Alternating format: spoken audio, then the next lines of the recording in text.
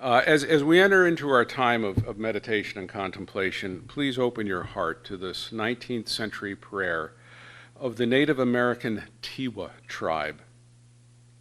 O our Mother, the Earth, O our Father, the Sky, your children are we, and with tired backs we bring you the gifts you love. Hen, weave for us a garment of brightness. May the warp be the white light of morning, may the weft be the red light of the evening, may the fringes be the falling rain, may the border be the standing rainbow.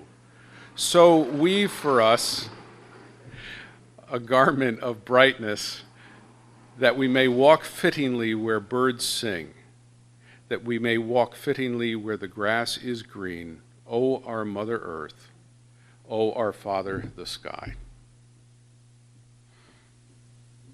Seth Godin, in a book called Tribes, We Need You to Lead Us, wrote, "A tribe is a group of people connected to one another, connected to a leader, and connected to an idea. For millions of years, human beings have been part of one tribe or another. A group only needs two things to be a tribe: a shared interest and a way to communicate." Oliver Sacks wrote, "To live on a day-to-day basis is insufficient for human beings. We need to transcend. Transport, escape, we need meaning, understanding, and explanation. We need to see overall patterns in our lives. We need hope and a sense of a future. And we need freedom, or at least the illusion of freedom, to go beyond ourselves, whether with telescopes and microscopes and our ever-burgeoning technology, or in states of mind that allow us to travel to other worlds, to rise above our immediate surroundings." In his book, The Burning Secret and Other Stories, Stefan Zweig wrote, "A first premonition of the rich variety of life had come to him. For the first time, he thought he had understood the nature of human beings. They needed each other even when they appeared hostile, and it was very sweet to be loved by them." Erich Fromm wrote, "A human being starts realizing that he is a complete creative person and that the only meaning of the life is the life itself." And Abraham Lincoln wrote two things, I'm quoting, "Am I not destroying my enemies when I make friends of them? To ease another's heartache is to forget one's own." And finally, Dave Barry wrote, "The one thing that unites all human beings, regardless of age, gender, religion, economic status, or ethnic background, is that deep down inside, we all believe that we are above average drivers." A woman needs a man who appreciates her as an individual entity, not as someone who is an extension of himself. A woman needs a man who knows and believes that beauty is truly only skin deep, and that a woman's lasting beauty is in her deepest soul, her heart, her ability to nurture and comfort others, to be a productive individual, a part of the family, and a part of the community. A woman needs a man who is able and willing to share the day-to-day workload of life, from the meeting of the most demanding challenges that a long-term relationship can ask of us, to the simple daily chores of washing the dishes and taking out the garbage.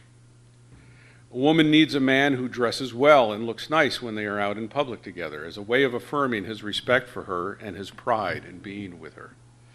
And a woman needs to be sure that these four men never find out about each other. You like that one, don't you, Mary? That's Well, now that we know what women need and want, can we consider what we all need from our relationships with other people in the groups we are a member of, the tribes we're members of during our lives with others? What do we have to offer our friends and our families and our communities? And how do we benefit ourselves when we share lives and our lives and our knowledge and our experience with others? Abraham Maslow, the highly regarded humanist psychologist, in a 1943 paper called A Theory of Human Motivation, proposed a hierarchy of human needs built on the presumption that our most basic needs must be met before we begin to worry about or try to fulfill our more sophisticated needs. He subsequently extended the idea to include his observations of human innate curiosity. His theories parallel many other theories of human developmental psychology, some of which focus on describing the stages and growth in human beings. Maslow uses the terms, well, let's just read it from the chart itself. Psychological is at the bottom of his pyramid. Physiological rather, breathing, food, water, sex, sleep, homeostasis, excretion, safety, security of the body, employment, resources, morality, the family, health, and property. Love and belonging is about halfway up the pyramid that he created. Friendship, family, sexual intimacy, esteem, self-esteem, confidence, achievement, respect of others, and respect by others. And then towards the top, what he called self-actualization, morality, creativity, spontaneity, problem-solving, lack of prejudice, acceptance of facts. Now, Maslow studied what he called exemplary people, such as Albert Einstein, Jane Addams, Eleanor Roosevelt, and Frederick Douglass, rather than the mentally ill or neurotic, writing that, quote, the study of crippled, stunted, immature, and unhealthy specimens can yield only a crippled psychology and a crippled philosophy. So he studied the healthiest 1% of the student population at a college that he was associated with. Now, this hierarchy of his needs remains a very popular framework in sociological research, management training, and secondary and higher psychology instruction, but it has been substantially supplanted by what's called the attachment theory in graduate clinical psychology and psychiatry. Now, if you're a student of human psychology and you're familiar with the attachment theory of psychology, you're going to be a little annoyed with my simplified definition of that theory, but here goes. You can't be happy. You can't be well-adjusted, normal. You can't have a fulfilling childhood or adulthood if you haven't been loved. Simply can't happen. The results of many years of research by students of individual psychology and students of social psychology have proven the devastating impact of being unloved, that feeling alone in the world at a young age can have on any individual. It could be said that even if we don't need love to survive, we definitely need love to be able to thrive. If we're able to be productive, if we are able to be empathetic, if we're able to accept and give love, if we're to be fully matured and emotionally healthy people, we have to be loved. Love is our anchor in the sometimes stormy sea of uncertainty into which we're born. It's the foundation upon which we build as we work to become adults. Looking at Maslow's pyramid, we're told that the first two levels of needs, physiological and safety needs, must be met, according to Maslow, before love has any importance or value to us. Attachment theory, I think, definitively has proved that being loved right from the very first breath we draw when we leave the womb is crucial to our existence and must be experienced concurrently with the meeting of our physiological and safety needs. We know not only from the world of scientific research, but from the evidence of our eyes and ears as we observe the people who share our community and our world with us, that many of us do not receive the love we need when we are infants and children. And we know, some of us by personal experience, that the wounds we have inflicted upon us in our early years, when we are deprived of the loving emotional nourishment we crave, might never completely heal or disappear. For the rest of our lives, many of us are left seeking the love we did not receive and believing that we will never find love or experience it in our lifetimes. But those of us who believe we will never know love or never can be loved are wrong. We can find love. We can heal our wounds. We can find friendship. We can find a new sense of family. We can find hope. And we can learn to love in return. And we can find all those things right here in this congregation, and right here with the people of this church. We love one another, and we love ourselves because of that love. We embrace visitors and all of the pain that they carry with them. We will always love you. We will always tell you that we need your love as much as you may need ours. We will accept you with all of your gifts and all of your imperfections, and we will celebrate your life. I believe that this is the greatest responsibility and the greatest opportunity that comes with being a Unitarian Universalist congregational member. To tell our friends, our community, and our world that this is a cathedral of love, of non-judgmental love, of all-embracing love, of healing love, of renewing love, of hope-giving love. Do you believe in God? Come in and worship with us. Do you doubt the existence of God? Come in and worship with us. Are you a Christian? Come in and worship with us.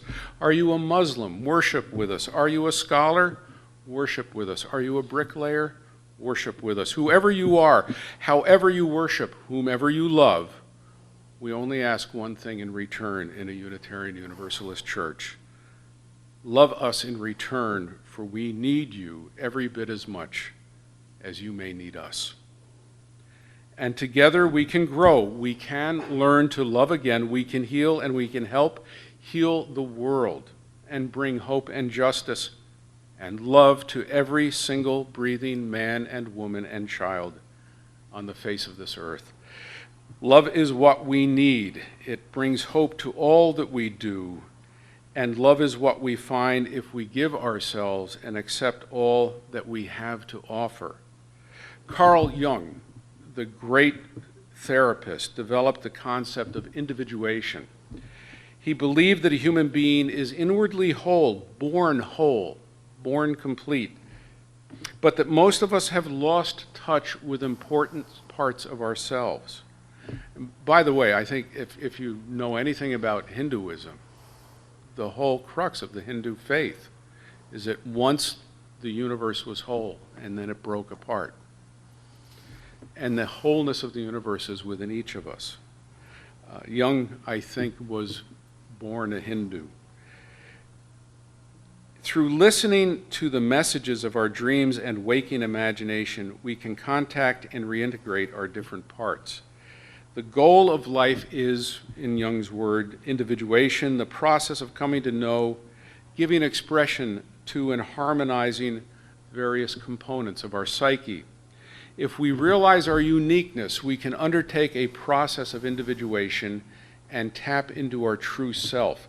Each human being has a specific nature and calling which is uniquely his or her own, and unless these are fulfilled through a union of the conscious and unconscious, the person can become ill.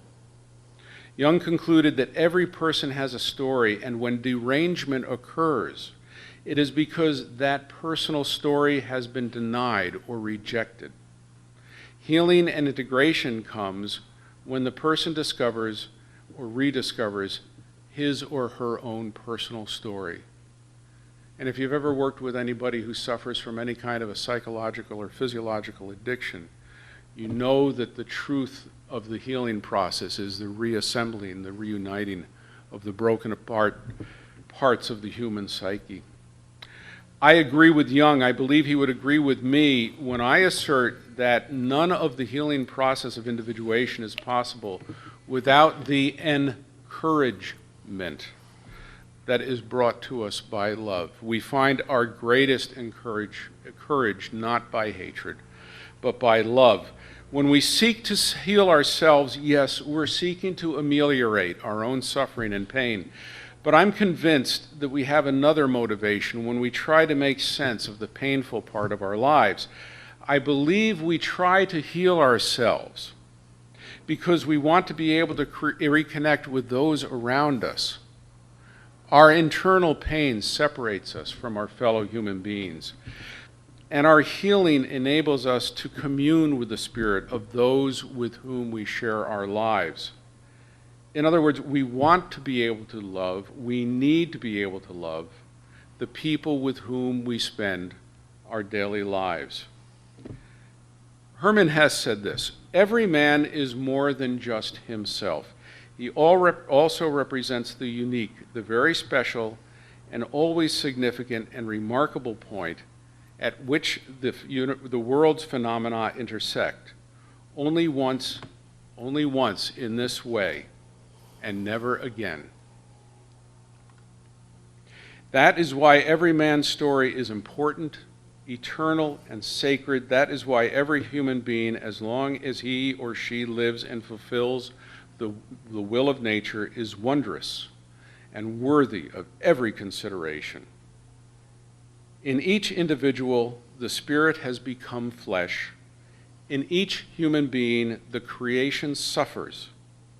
Within each one, a Redeemer is nailed to the cross. And to these wise words of Hermann Hesse, I add, love gives us hope, love gives us courage, love helps us heal ourselves, loves bring healing to others, and in the end, love is all, and love is all you need.